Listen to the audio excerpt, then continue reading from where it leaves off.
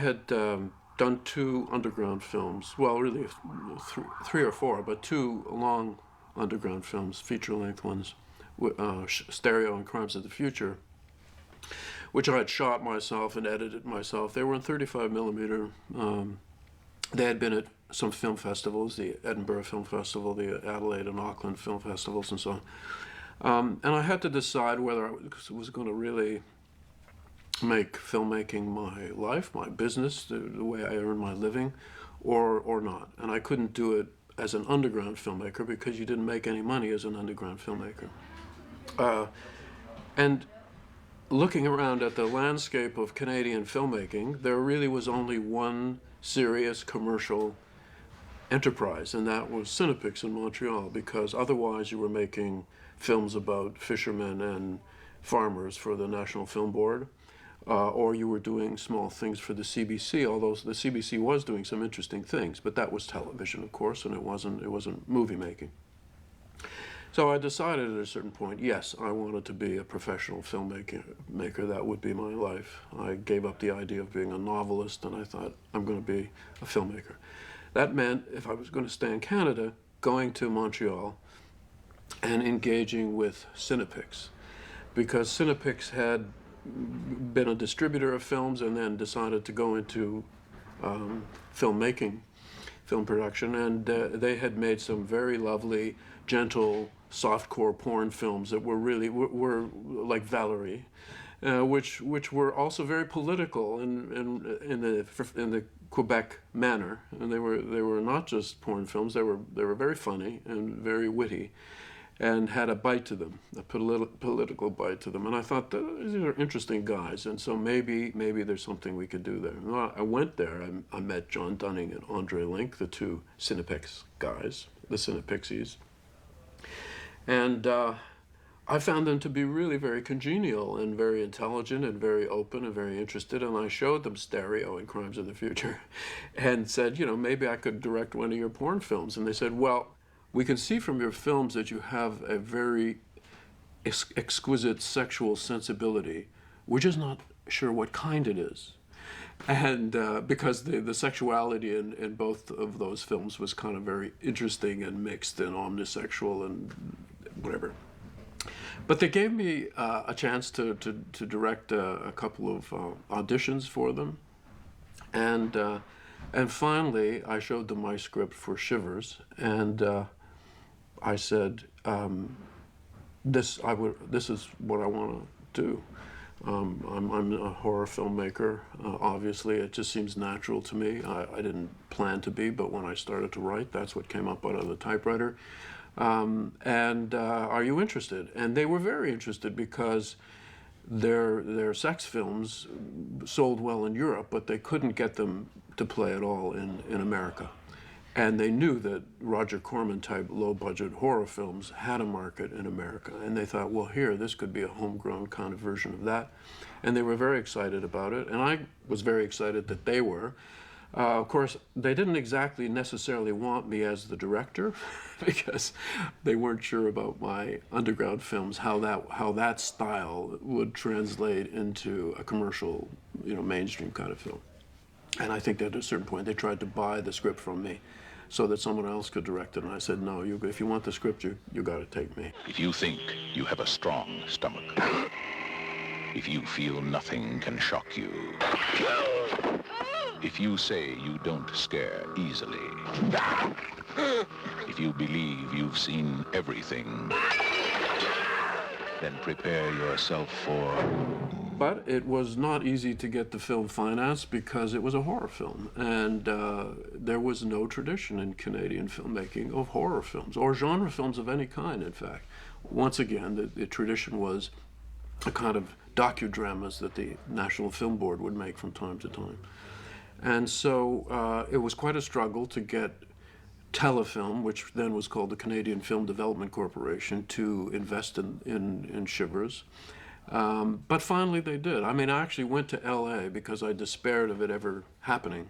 It was obvious that Cinepix really needed financing from the Canadian government in order to make it work. And I went to LA. It was the first time I'd ever been there. Went with Norman Snyder, who was a writer who actually ended up co-writing Dead Ringers with me much later. And we rented a red Mustang convertible, and we drove around, and it was wonderful because it was February and horrible in Toronto, and it was palm trees and sunshine in LA, and it was great. And I took my project around to a lot of places like Roger Corman's filmmaking production house. And they all said, no, we would make this. We love this. This is a great idea. We'll do that. So I came back to Toronto thinking I'm going to have to move to LA, as many others had done. As actually Lorne Michaels, who I knew from Toronto, was in LA, not in New York at that time, doing some comedy specials. By the time I got back to Toronto, though, Cinepix had convinced the Telefilm to invest in Shivers. And so that was a crucial moment, because I would have moved to LA. I would have had to move to LA if it had not been for that moment. A motion picture that takes you beyond fear, beyond your wildest nightmares. I felt ultimately that I would have to learn on the job, and that was, as I have said before, the John Dunning and Andre Link School of Filmmaking. They were my film school. And John was my movie father, and I think Andre was a little bit like my movie uncle. John was more involved in the creative side, Andre more on the financing and distribution side. And it was a fabulous time, it really was, because John was incredibly open, very sweet, very gentle, very wise, and very knowing about filmmaking. All the things that as an underground filmmaker you wouldn't have to deal with, that is to say professional actors, professional technicians, because you would do it all yourself and you'd shoot with your friends, you know, and professional editors and so on, and all of that. I mean, I remember my first production meeting, sitting around a table with all of these people who John had placed around me because they were all more experienced than I was, and that was his technique, was, okay, I've got a first-time film director, basically.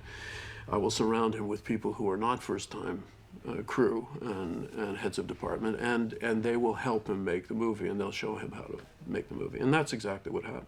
But I remember sitting there, and there were all these people, production manager and production designer and art director, and I had no idea what they did. I actually didn't know what their function was.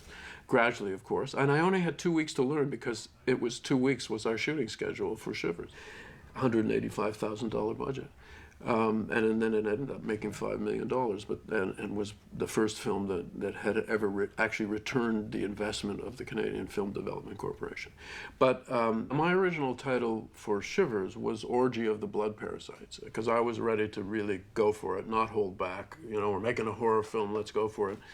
At a certain point, they wanted to pull it back to the parasite murders, a little less confrontational maybe.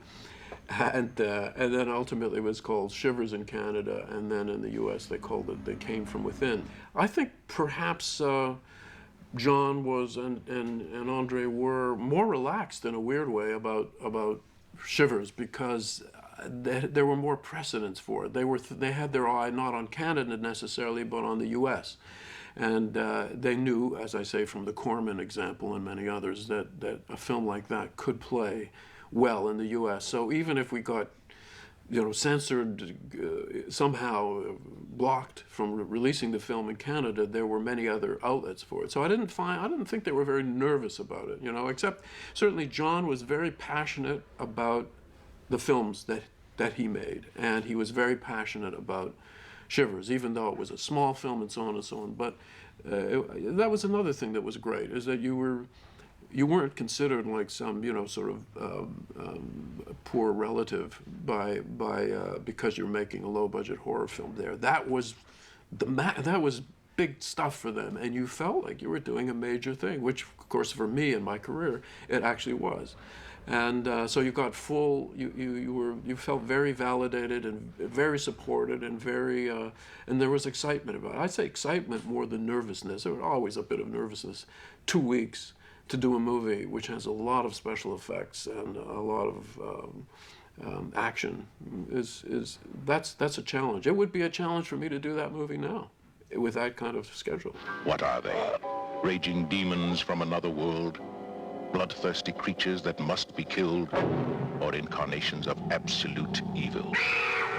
Famously, Robert Fulford, writing as Marshall Delaney for Saturday Night Magazine, had really crucified Shivers. He on the cover of Saturday Night Magazine had said, "You should know how bad this movie is. You paid for it," meaning the taxpayers in television. Of course, by the time that article came out, we had already repaid the taxpayers and given them a profit. He didn't seem to mention that, but it scared what was to become telefilm, and they were afraid to invest in my next movie, which was Rabid, which was also a horror film. I don't think at that point we had cast Marilyn Chambers, the porno queen, but that would have made them even more nervous. So it actually cost me a couple of years of my filmmaking life, that article by Fulford.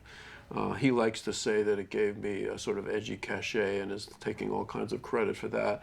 But basically, he screwed me up for a couple of years, actually, because Telefilm was afraid to invest in my film. And until Cinepix figured out a way to kind of put 3 movies together as a package and kind of bury Rabid in that, they couldn't really finance the film, even though we were all ready to go with it. So that was, that's the interface you have with the journalists, with the press, with, you do not make films in a vacuum. You don't release them in a vacuum, but you also don't make them and finance them in a vacuum. You have to deal with that. I must say, making Shivers and Rabid the way that they were made gave me incredible strength and endurance and understanding about filmmaking in general and how tough it is. And certainly to that extent, Fulford was right. But I didn't really need his extra little sort of stab of the shiv, to help me along there. You can't trust your mother.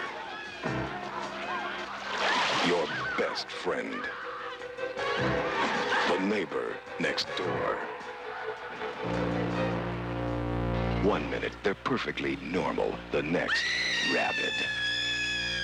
Horror films are eternal. They've always, since the beginning of cinema, they've always been made. They were a literary category as well, and literature and poetic category and poems, and it is something there's something about the human psyche that needs to deal with death in a particular way, and I don't think that will ever go away. So it will express itself one way or another, and I think the means to making subversive, low-budget films that work outside the mainstream, I think that will always be there. I think it's always been there.